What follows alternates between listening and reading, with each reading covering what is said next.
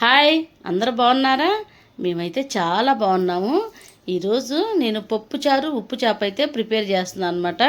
అయితే మా పిల్లలిద్దరికీ ఎండి చేపలు కానీ ఎండు రొయ్యలు కానీ అసలు ఇష్టం ఉండదనమాట.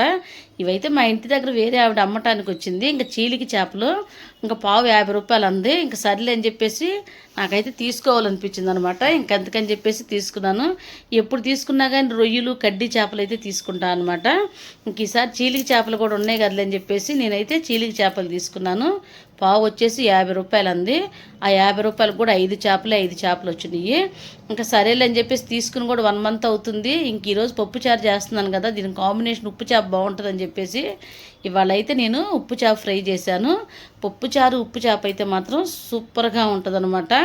అసలు ఎవరైనా కానీ అసలు కాంబినేషన్ బెస్ట్ ఏంది అంటే ఇంకా పప్పుచారు ఉప్పు చేపే చెప్తారు. మాకైతే మాత్రం ఎండు చేపలు ఎండు రొయ్యలు అయితే చాలా చాలా ఇష్టం. ఎప్పుడైనా కానీ ఎండు రొయ్యలు కూర కూడా చేస్తూ ఉంటాను అనమాట.